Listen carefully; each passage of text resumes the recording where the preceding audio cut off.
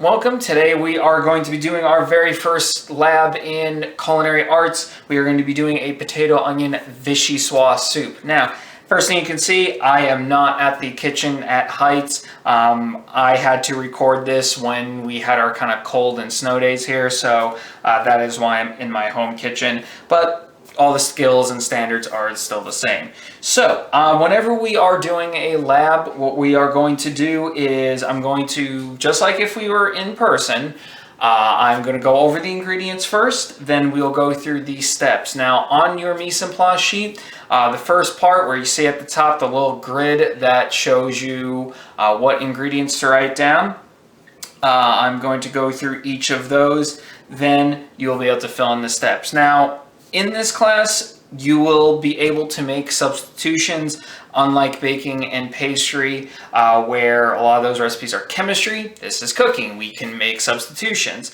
I will give you throughout all these demos different options that you can take. However, if you are unsure on what substitutions will work, of course, you can always ask me. All right, for today, what I'm going to be demoing is the ingredients you're going to need is a medium onion. I'm going with a yellow onion. Either one will work. 1 to 2 ounces of unsalted butter. That is about 4 tablespoons here. If you use the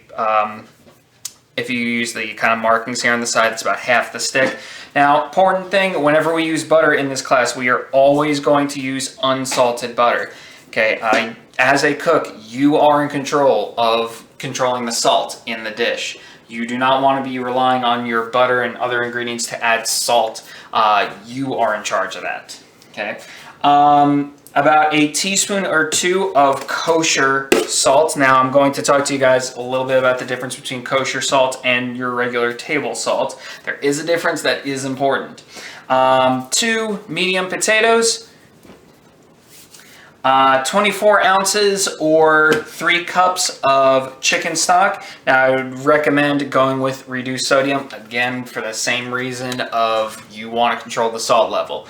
You use salted butter and high salt corn or chicken broth, this can become really salty really quickly. About a tablespoon or so of vinegar. Here I'm going to be using apple cider vinegar. You can choose white wine vinegar, red wine vinegar. I would stay away from balsamic vinegar, but if you do not have this, you can go with lemon juice.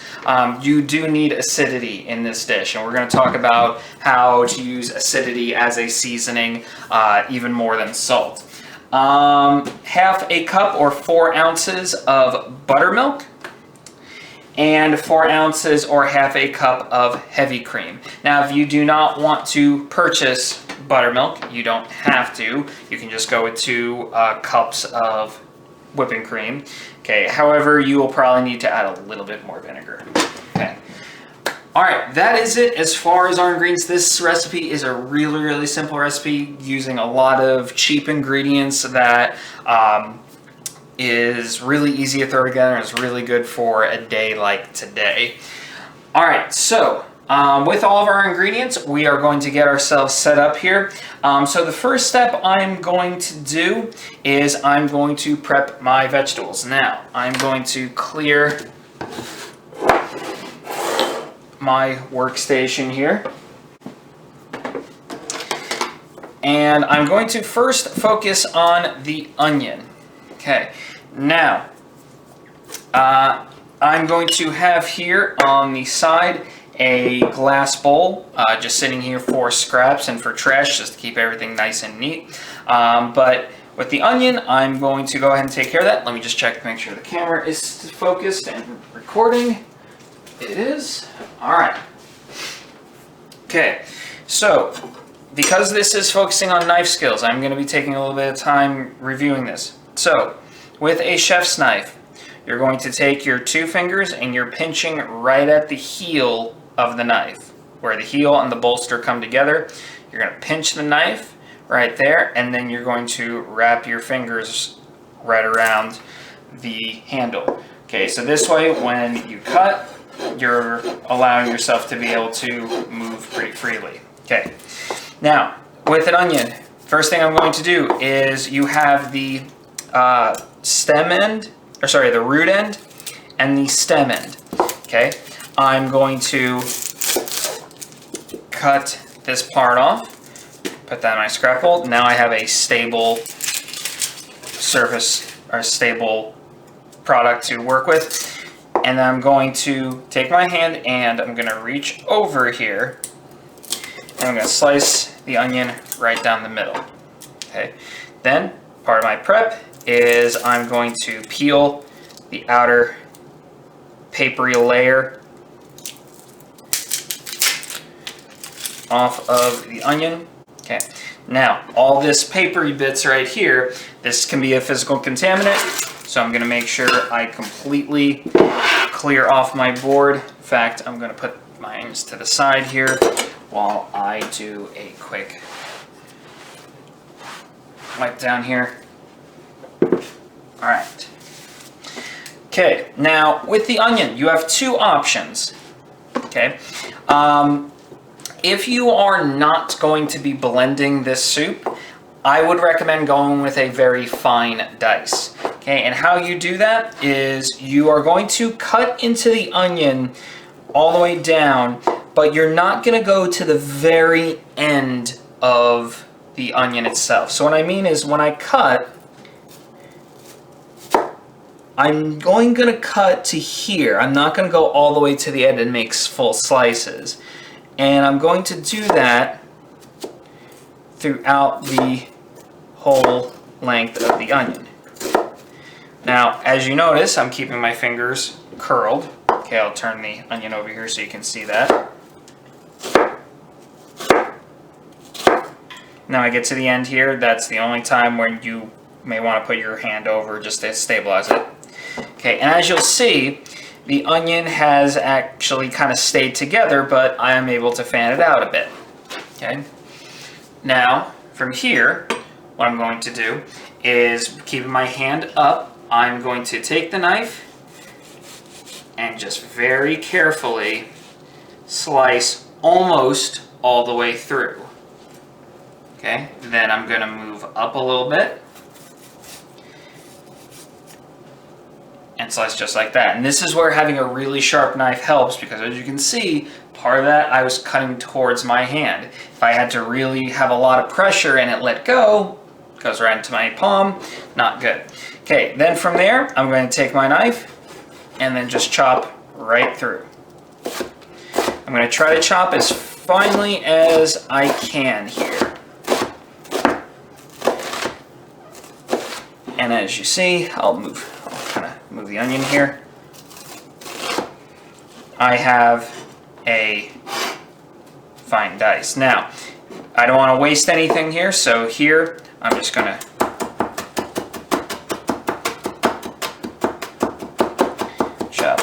just kind of slice around the onion, and now I have my root, and I'm going to put that to the side. Now, if you are going to be blending up this soup, whether it's through a stick blender, a food processor, or a regular blender, then just for speed's sake, I would cut this into a julienne. So to do that, I'm just going to take the onion. I'm going to first slice off the root end. By the way, one way to prevent yourself from crying and getting teared up is having a sharp knife. Again, less ripping and tearing into the onion, you produce way less gas in the onion itself and way less eye stinging. Okay, so for here, I'm going to keep my fingers curved. I'm going to hold the onion kind of like a tennis ball. And what I'm going to do is I'm going to just kind of slice almost towards the center of the onion. And as I'm going around, I'm going to cut into very thin little strips. Okay, so don't worry about speed here, just watch me. And I'm just going to simply move up and just going to slice. Now, when I get to here and you see the onion's kind of unstable here, I'm just going to pop it right over, and now I have a new surface to slice. Now, for me, because I'm going to be blending the soup, even though I'm using two different cuts of onions, that's actually completely okay. All right, so I've got my onions prepped. Now I'm going to go ahead and put that into the pot that I'm going to be making the soup in. Just put that right in.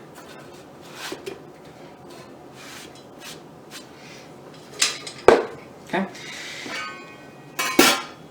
And what I'm going to then do is, this is part of step 2, is I'm just going to saute this or sweat this in the butter for about 10 minutes or so, just to let this cook down, let the onions develop maybe a little bit of color, and kind of release their flavor. So I'm going to take a little bit of butter here. Just going to pop that right in. Now you see the color of the onions right now. In a little bit, I'm going to show you what they look like after a couple of minutes. Now, always important, make sure you season the onions with a little bit of salt. Not only just for seasoning, but also because salt releases water from the onions, which we want to cook out. All right, I'm going to put this onto the stove on very low heat, and I'm going to show you what to do next. So what I'm going to do here is I'm actually going to prepare my potatoes. So first things first, I'm going to peel these. All right, there we go. Now I'm going to keep these submerged in just some water just to keep them from oxidizing and browning. I'm going to clear off my cutting board. Again, keeping myself nice and neat, nice and organized. Okay, now from here, you're going to cut this into a rough medium dice. Now, again, if you are blending this, then you are able to then cut these up a little bit bigger. That is fine. If you are not blending it, I would cut it a little bit finer, but it is up to your personal tastes. All right, so let me go ahead and just check on the pot real quick. So when we did a medium dice, we cut this into a batonette and then chopped it from there. Okay, so for the first potato, I'm just going to do kind of a rough medium dice. Now, because I am not worrying about doing this super precisely, I'm not going to cut it. I'm not going to waste any product here, so I'm just going to go down the potato, and now that I have a flat surface, I'm going to lay the potato on that, so now everything's stable, and I'm just going to cut this into about 1/2 inch or 1/4 inch pieces. Now I will stack that up. Got two snacks here. Cut that into a very rough kind of looking batonette here. That's one thing that's nice about this recipe, is that because this is being blended up and it's sort of a rustic soup here, we don't have to be perfect here. Okay, definitely practice your knife skills here and try to be as precise as you can, but at the end of the day, this soup is pretty forgiving. All right, so cut that into a fine dice. So again, keeping my fingers curled and then slicing through.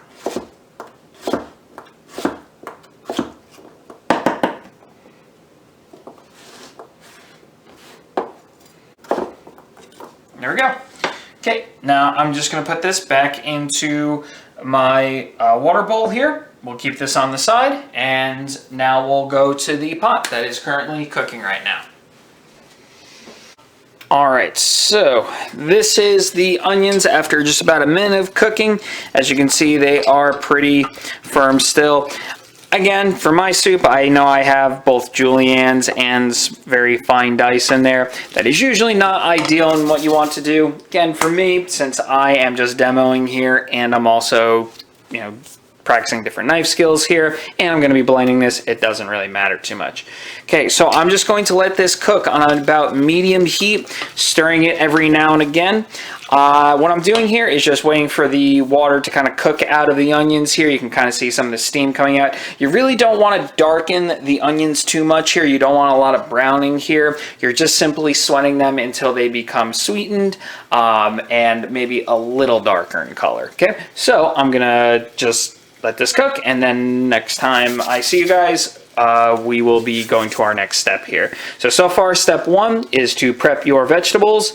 Step 2 is to saute the onions in butter with a pinch of kosher salt. All right, and I'll see you guys in a little bit. All right, so as you can see, the onions are cooked down a bit. They've gotten a little bit of color. Now, up to you. If you want to make this soup a little bit sweeter and have a little bit more of a savory onion flavor to it, you can continue cooking this until they're a little bit darker, a little more caramelized. For me, this is totally fine. All right, so now we're gonna go to step number 3, which is you're going to add in the diced potatoes, the chicken or vegetable broth. If you are a vegetarian, you can easily substitute in vegetable stock for that. And then add in the vinegar. Okay, now you may need to add a little bit more of this later, but for now I'm just going to go with the tablespoon. Now from here, I am going to simmer this. I'm going to turn it on to high heat. I'm going to wait for the soup to come up to a boil. Once it comes up to a boil, I'm going to lower the heat just so it maintains a simmer, not a full rolling boil, but just a simmer. And I'm going to do that for about 10-15 minutes or until the potatoes are falling apart. Okay, so that way I'm just tenderizing and cooking the potatoes, and then we will go to our next step. Alright, so now that the soup is coming up to a boil, I'm going to lower the heat to about medium-low heat. Now from here, I just want the soup to be simmering. So a couple of bubbles coming up, but not at a full rolling boil. So I'm going to come back to this in about 10-15 minutes. About 20 minutes later here, I'm going to test one of the potatoes here. I'm going to cook these until they are tender. So I'm going to take a potato, just kind of put a fork through it. If it goes through pretty clean and kind of falls apart, then it's ready to go. This needs a little bit more time, so I'm going to give it just like another couple of minutes here. Probably give it another 5 just to be safe. You want to err on the side of overcooking it slightly. So once I've done that and these are tender, then we will go to the next step, which is blending. Alright, so this is a couple of minutes later, so I'm going to take one of the potatoes, just run my fork through it. You can see, it comes apart a lot more easily. Alright, now here comes the next step, and it is completely optional. You can serve this soup chunky if you would like. I, on the other hand, am going to be blending it. So now you can take this, put this into a blender and just puree it up. I would do it in batches because if you try to do it all at once, you will blow the top of your blender off and shoot hot soup everywhere. Or you can use a stick blender, which is just simply a blender just attached to a machine. And I'm just going to just blend this up until it is smooth. So I'm going to turn off the heat here and blend the potato soup.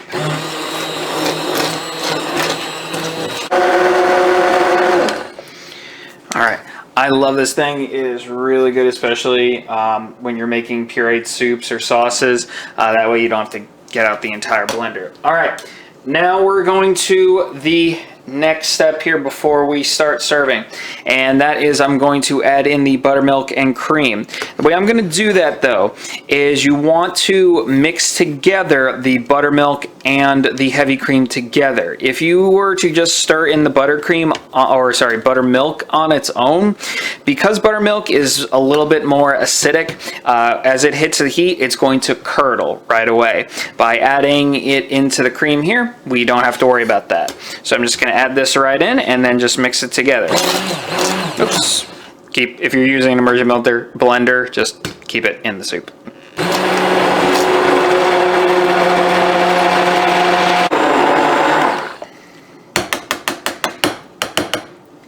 And there we go.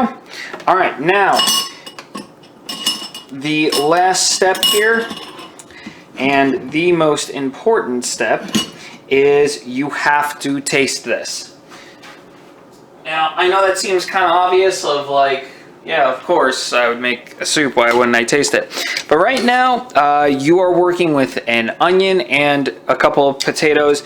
They are agriculture products, and so every single onion may taste a little bit different. Every single potato may taste a little bit different. So what you need to do is you need to taste it and decide whether you need to add more salt or whether you need to add more acidity. Now, first thing you want to do when you taste it is taste for the salt. If you think it needs a little bit more, add a little bit more. If you taste it, however, and you taste it and you think it is perfect as far as how much salt is in there, but you feel like it's missing a little something, but you're not exactly sure what that something is, that is where acid comes into play, okay? In the form of vinegar, lemon juice, some sort of acidity to brighten the flavor up. Good way to put it. Cooks season with salt. Chefs season with acid. Okay, so I'm gonna taste this and then I'll make my decision. Okay, so for me, I think it needs a little bit of salt. And I think it just needs a little bit of a boost, so I'm going to add a tiny bit of vinegar in here. Okay. Now, again, the goal is not to make this taste like vinegar, obviously, but you'll see the difference. If you're a little hesitant on just putting a lot of vinegar into this, what I'd recommend is just add it like a couple drops at a time, taste the difference, and you'll see what I mean. Having acid does not make something taste really sour, it makes it taste a lot better. All right, so this is a clean new spoon, obviously, as you saw.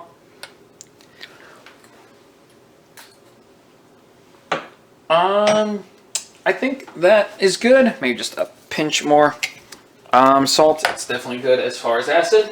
All right, now we're ready to serve this. All right, from here, the last step is just serve it.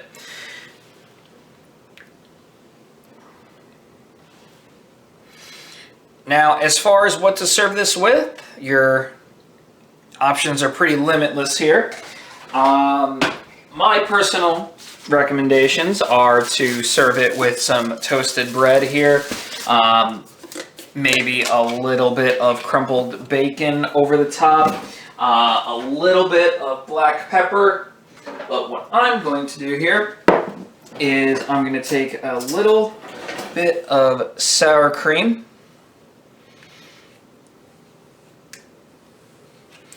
and just a little bit right in the center. Not too much, just a little bit to swirl into the soup. A little bit of crushed black pepper.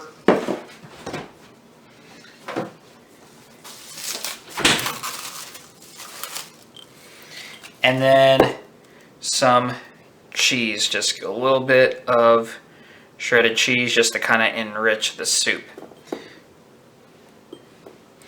Now, I'm using Kobe Jack for this soup just because that's what I had on hand. Cheddar is probably the best in my opinion.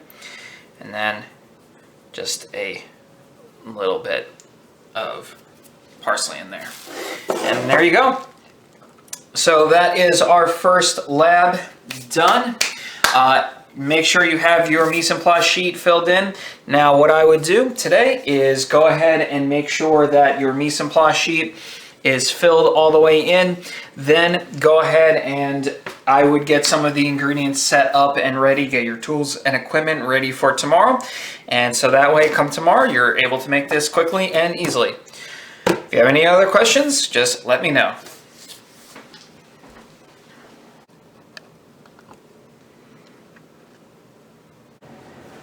Okay, so earlier you heard me say that you should use kosher salt. Now, why is that? For most of you, you have maybe never heard of kosher salt. The difference between table salt and kosher salt is twofold. You have both the shape and the texture of the salt, but also what else is in the salt. Regular table salt, if I can just focus the camera here. Okay. Regular table salt is very fine, almost looks like sugar. If you were to put your finger into it, you see it sticks a little bit. I know it's hard to see with the camera just being slightly out of focus here. But for the most part, if you were to season food like steak, chicken, or any sort of protein with this, because it doesn't really stick to your finger much at all, unless if you really press down, like I did before, the salt is just going to bounce off of the food, so not ideal. The other thing is most table salts have what is called iodine in it. Now, I made sure to purchase this because it says this does not supply iodine. Okay, iodine is a necessary nutrient for you to have. It prevents goiters. It is definitely a health problem in third world countries. However, in the United States, we are very fortunate that even the worst of diets get a natural supply of iodine. Why is this a problem, though, in this salt? Well, the reason being is because when you have iodine in salt, whenever you cook it into high heat or you apply a lot of heat to it, it oxidizes and it develops these sort of chemical metal sort of flavors to them. So if you ever tasted something kind of tastes artificial or chemical-like, chances are it was seasoned with this. Plus, not to mention, it's just isn't as useful. Now, kosher salt, on the other hand, if I can focus the camera here, as you can see, or hopefully you're able to see, it is very jagged. Now, if I were to stick my finger in here, right away it sticks right to my skin. That's because this is very jagged and very sharp on a microscopic level, so it is going to stick to food. So whenever you're seasoning steak or chicken or anything like that, it's going to stick to it. Also, kosher salt does not have iodine in it, so we can apply high heat to this and it's not going to develop any off flavors to it. This probably would be one of the best ways you can improve your cooking without doing anything new as far as technique, is making the switch from iodine salt to kosher salt. This is fine if you want to like season French fries or if you want to salt at the table. Totally fine, put this in your salt shaker, but you want to switch over to this stuff.